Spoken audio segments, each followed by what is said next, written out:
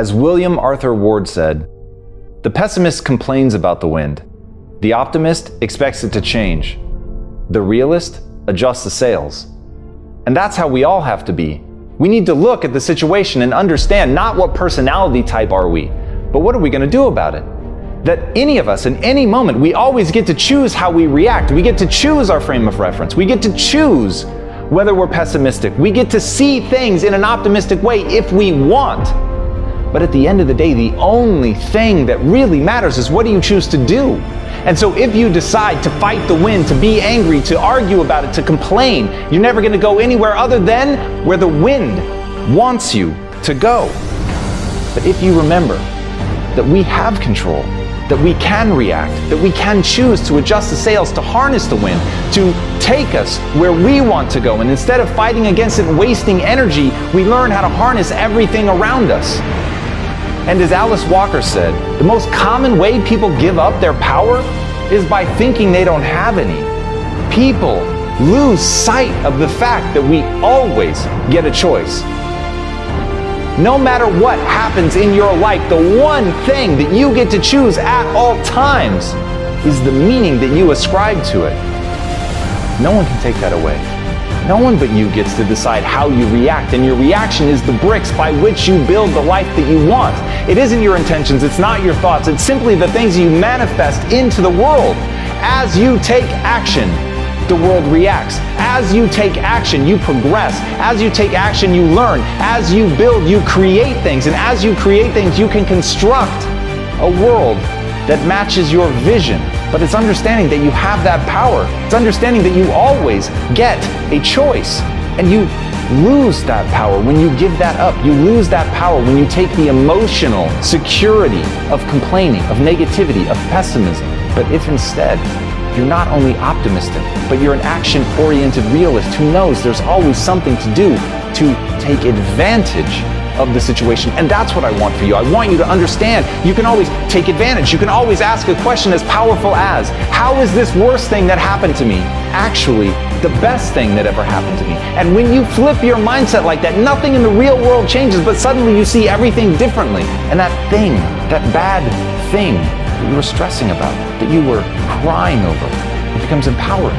It becomes something totally new. And think about the way that you can transform the past simply by thinking about it in a new way. And when you do that, then you're going to be able to maintain your power and even grow your power, because it's coming from understanding that if you own your decisions and always respect that you can act, that you can choose to harness any situation. When you remember that, you're in control. And when you're in control, you can go wherever you want to go. I want to dispel a myth for you. It's the talent myth. It's the belief that some people were just born with more than others, that some people are naturally gifted and some aren't, and that's just the way the cookie crumbles, and whatever you're going to be is essentially determined by how you started, that your DNA is exactly your destiny. I'm here to tell you right now, that's bullshit.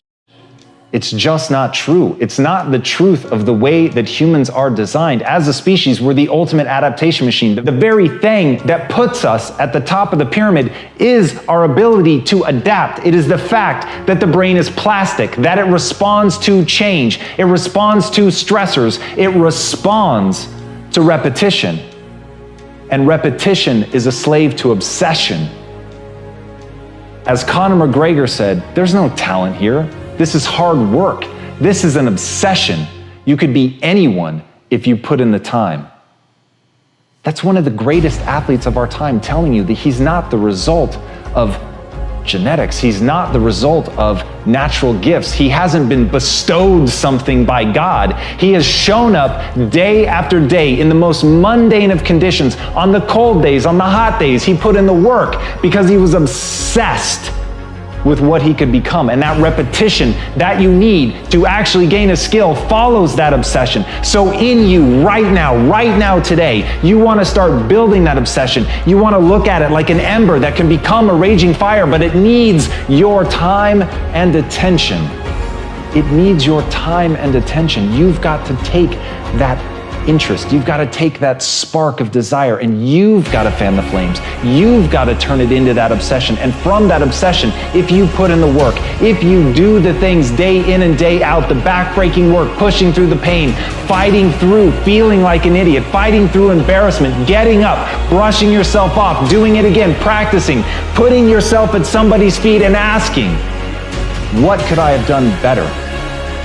Not look at the things that you're doing well, but look at the things that you're doing wrong. Look at the things that you're doing poorly, staring at your inadequacies with no loss of pride. Because the only thing you value in yourself is your willingness to do that, your willingness to work your ass off. And as Sylvester Stallone said, I'm not the richest, smartest, or most talented person in the world, but I succeed because I keep going and going and going. And that's the secret. There's nothing more than that. The people that you see that win at the highest level, they were the ones that didn't give up. They're the survivors. And you've got to ask yourself, am I a survivor type? Am I the type of person that continues to push through when it gets hard, when it gets boring, when I feel lost, when I don't know what I'm doing, when I have no faith in myself, even in that darkest hour? Can I push forward? Can I accept that the human body will respond to that stress? It will respond to that stimulus, but I have to show up and I have to do the work. And so that's the beautiful thing. You're not going to separate yourself based on your genetics. You're not going to separate yourself based on who your parents were or where you were born. You're going to separate yourself by showing up when you don't want to. You're going to separate yourself by pushing forward when it hurts. You're going to separate yourself by always moving forward, even when the forward is falling on your face. So never lose sight of that. It's the person that keeps going that can't be defeated. Here's the hard truth about getting great. It takes time and dedication. It takes a willingness to accept that you're not yet good enough. It takes the ability to stare at the places that you know that you're weak, to really look at those things and not let it affect your sense of self-esteem and not let it affect your sense of self-worth so that you can still get the momentum going. But you have to understand that in the beginning, we're all terrible. And as Henri Cartier-Bresson said, your first 10,000 photographs are your worst. And so the thing that really makes great art are the people that continue to push and the people that continue to work and face how inadequate they are and really understand that at the end of the day, greatness is a craft. Greatness is a process. Greatness is a habit. Greatness is the little things that you do every day over time, going out every day unafraid of whether or not this is one of the 10,000 terrible things that you're going to do. It's being unafraid to make those mistakes. It's being unafraid that you're not yet great. And as Marianne Radmacher said, courage doesn't always roar. Sometimes courage is the quiet voice at the end of the day saying, I will try again tomorrow. And that's it. If you want to be great, that's what you have to do. You've got to get up again tomorrow. You've got to be willing to face another day. You've got to be willing to accept that you've got to get through the bad ideas before you can get to the good. You've got to understand that you have to start as an apprentice. You have to start as a person going and getting tea, and you have to accept that that's the job that you should be playing, that you should be working for somebody else. You should be looking up to somebody else and seeing what they can teach you, because what you know is that you're there to learn. What you know is that you're there to get through the 10,000 bad photographs that you need to get through to ultimately achieve greatness. And if you make the catastrophic error that so many make, to try to tell the world that you're extraordinary today, to try to get the world to follow you and look up to you and think that you're something today. Because the people that really win are the ones that invest today, the ones that listen today, the ones that spend every ounce of their energy amassing mastery, getting better every day, working their asses off to improve their skill set, to relentlessly look at the things that they're not doing well, to understand that they have to break themselves down and get rid of all of their ego before they can really find greatness. Those are the people that we remember.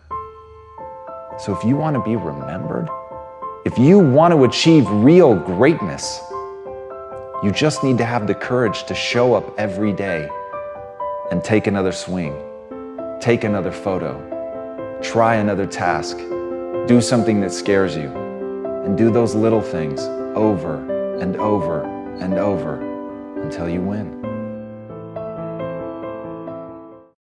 As Confucius said, better a diamond with a flaw than a pebble without. So many people are obsessed with becoming perfect that they never take action and they never learn to enjoy this moment. That may be one of the greatest tragedies any of us can face. That right now, whatever we are, however good we are, whatever we've accomplished, that we fail to enjoy this moment because we have a judgment about who we are deep down, because we haven't acted in a way that's perfect. And I get it, we have this drive, it's innate in us, we want to be great. It's one of the 5 primary human drivers to pursue mastery, to want to master something and truly be extraordinary. I understand the drive, but don't let it corrode you. Don't ever do something that eats you alive from the inside.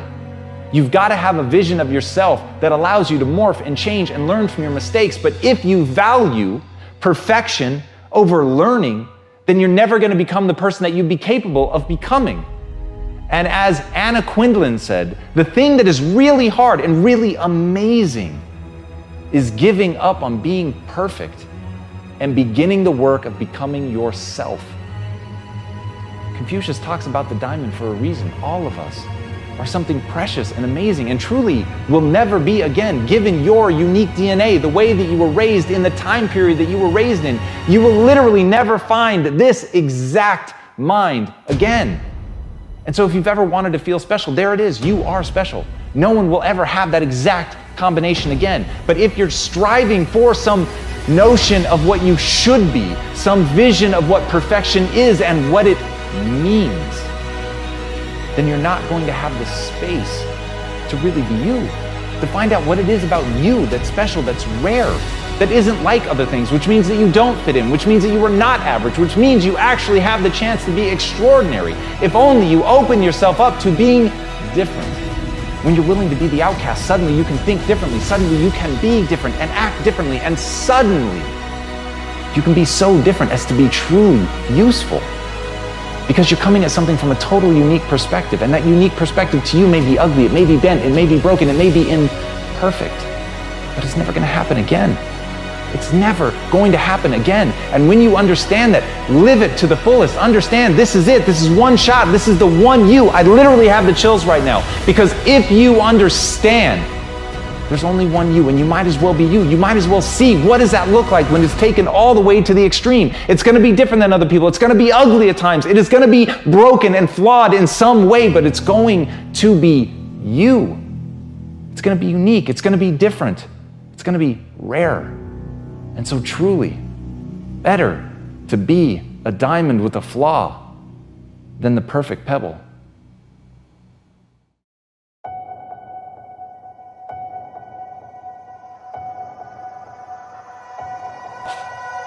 The reality is, if you want to achieve something great in your life, you've got to be willing to accept who you really are right now. You've got to know exactly what you're good at and what you're not. And the reason that the truth is going to piss you off is it's going to hurt.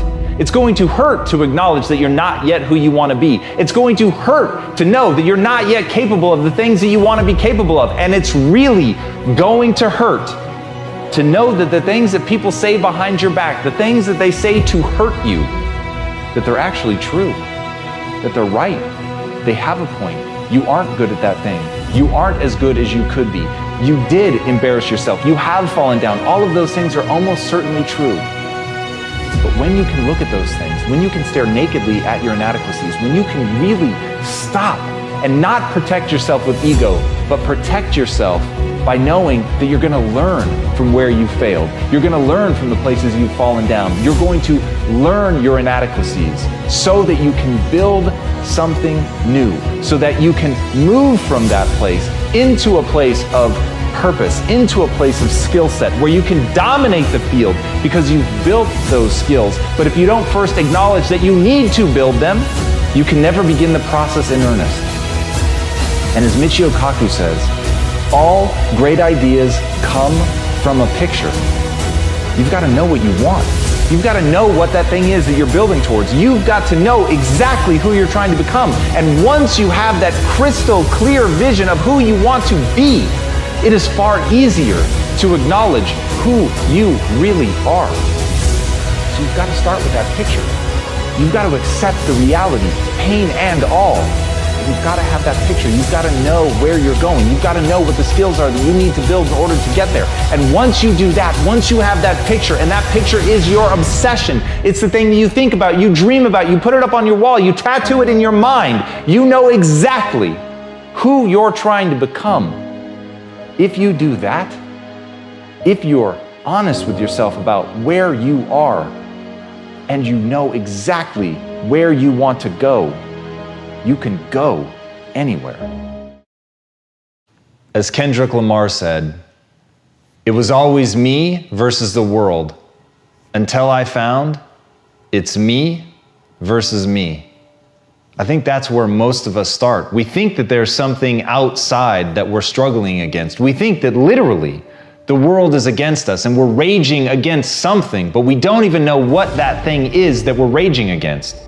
And as you fight and try to make your way, and as you try to accomplish something incredible, you find that you're not making any headway. And that moment that you finally begin to break through and build something extraordinary, in that moment, the realization is that it was always you trying to figure out how to become the best version of yourself. And once you grasp that, once you let the noise die away, once you stop worrying about what other people think, what other people want, what other people have accomplished, what other people have, once you let go of all of that and ask one simple question, how extraordinary can I become? What am I capable of? What are my limits? How far can I push myself in this time that I have on this earth? Exactly how much of my potential can I wring out of myself? And by that, I don't mean something mystical. By that, I mean, how much can I become capable of? How far can I push myself? What can I build? How can I change this world? But all by doing one simple thing, pushing myself to get better every day. And as Napoleon Hill said, strength and growth come only through continuous effort and struggle. So the irony is, when you let go of trying to please the world, when you let go of trying to change the world, when you stop trying to move mountains, you will realize that a far harder struggle awaits you. And that struggle is becoming something new. That struggle is becoming something different. That struggle is recentering yourself, finding out who you are, building yourself piece by piece until finally you realize what it takes to actually become a better version of yourself. You realize that it takes nothing less than your everything, your total commitment, every bit of focus that you have, a willingness to break yourself down so that you can build yourself back up. But if you're willing to put in that effort, if you're willing to transform, if you're willing to change and fight and struggle, you will be rewarded with growth. You'll be rewarded with improvement. You'll be rewarded with the ability to close your eyes, imagine a world, and then open your eyes and make that world come true.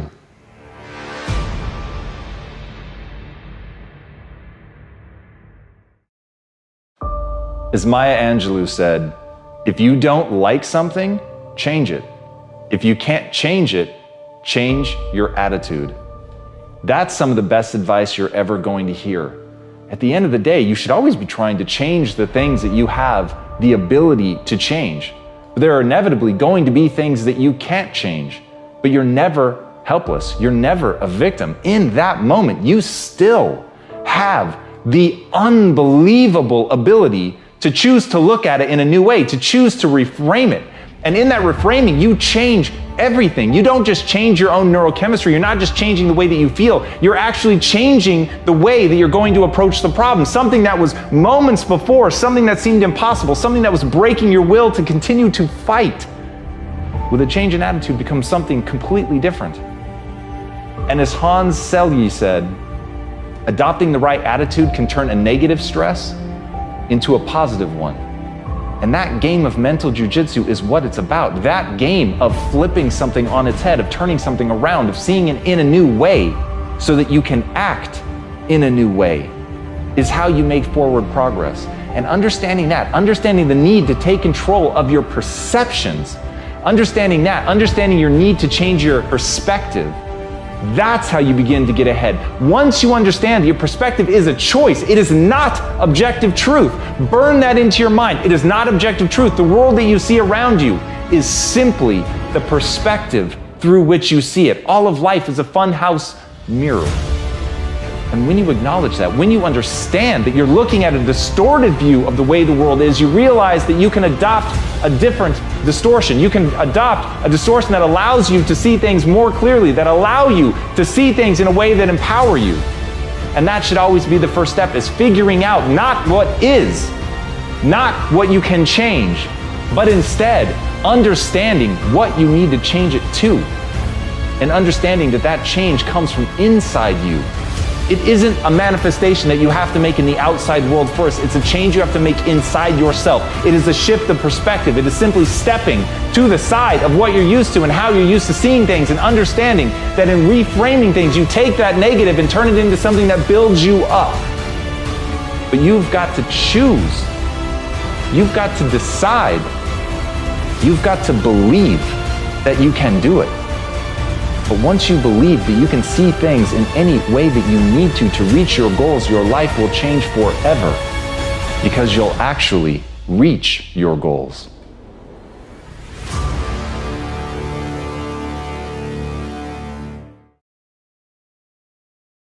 As Martin Luther said, even if I knew that tomorrow the world would go to pieces, I would still plant my apple tree.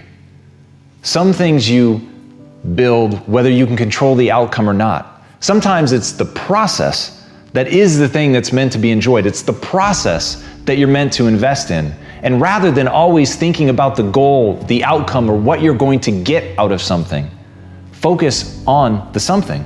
Focus on the part of it that you can control, because you can't always control the outcome. You can't know what's going to happen tomorrow. Tomorrow's not guaranteed to any of us, and yet we all act. And yet we create momentum in our lives when we're at our best.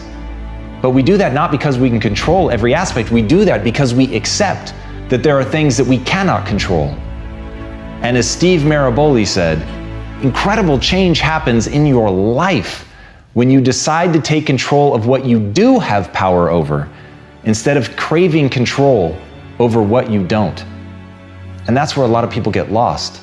They focus not on what they have in their hands, they focus instead on the things that they can't control. It irritates them, it frustrates them, it's like a splinter in their mind. They can't stop thinking about the things that they don't have control over. And they're blinded to the incredible wealth that is around them, of things that they could enjoy right here, right now.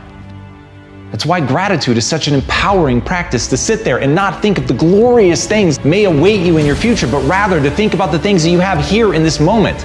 Oxygen in your lungs, a simple breeze on your face, a window in your house, someone that you love, someone that loves you.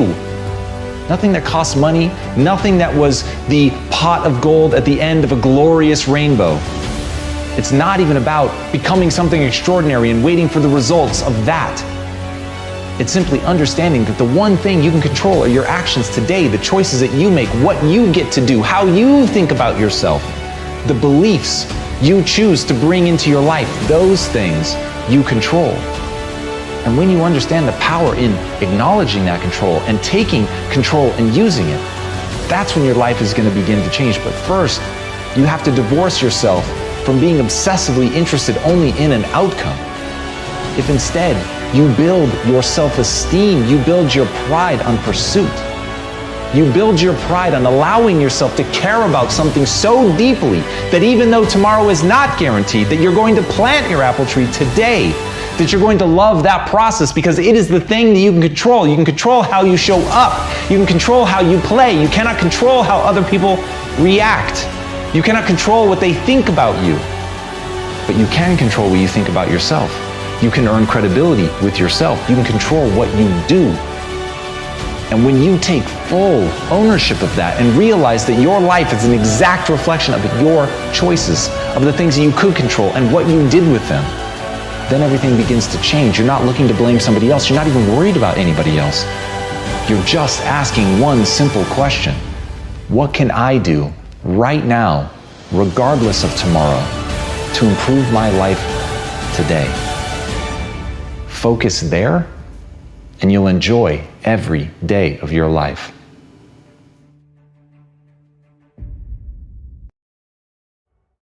I want you to burn into your nervous system the following statement, because it is a fundamental truth of the human condition. It is literally the baseline physics of what it means to be a person. As Earl Nightingale said, we become what we think about. And that's an idea that I want you to hold firmly in your mind. That's something that I really want you to internalize. I really want you to stop right now. Whatever you're doing, I want you to stop, lean into this video and listen to what I'm saying. You will become what you think about. Really think about that for a second, as if it wasn't just a phrase, as if it's more than just words, as if it were a truth about how the brain works, because it is. You're going to become the thing that you think about. And I know that you're dwelling on a lot of negative. I know that you're carrying a lot of baggage with you. And I know that as you think about how things might go wrong, that you believe